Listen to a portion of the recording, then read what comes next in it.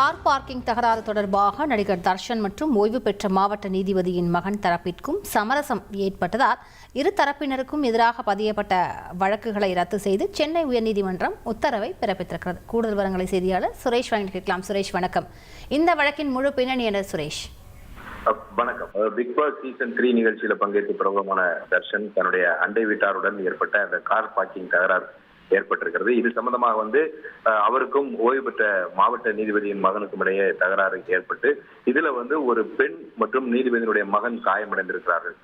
நண்பருடன் சேர்ந்து தர்ஷன் தங்களை தாக்கியதாக அவர்கள் ஜே நகர் காவல் நிலையத்தில் புகார் அளித்திருந்தார்கள். அதே போல தர்ஷனும் அவர்களுக்கு எதிராக புகார் அளித்திருந்தார். இந்த இரண்டு புகார்களின் அடிப்படையில் இரண்டு வழக்குகள் பதிவு செய்யப்பட்டிருந்தன. இந்த நிலையில தர்ஷன் தரப்புக்கும் தங்களுக்கும் இடையே சமரசம் ஏற்பட்டு விட்டதால் இந்த தங்களுக்கு எதிரான பதிவு செய்யப்பட்டிருக்கக்கூடிய இந்த வழக்கை ரத்து செய்ய வேண்டும் என்று ஓய்வு பெற்ற மாவட்ட நீதிபதியின் மகன் ஆத்திச்சூடி அவருடைய மனைவி மற்றும் மாமியார் தரப்பிலும் அதே போல தர்ஷன் தரப்பிலும் அவருடைய நண்பர் தரப்பிலும் சென்னை உயர்நீதிமன்றத்தில் மனுக்கள் தாக்கல் செய்யப்பட்டன.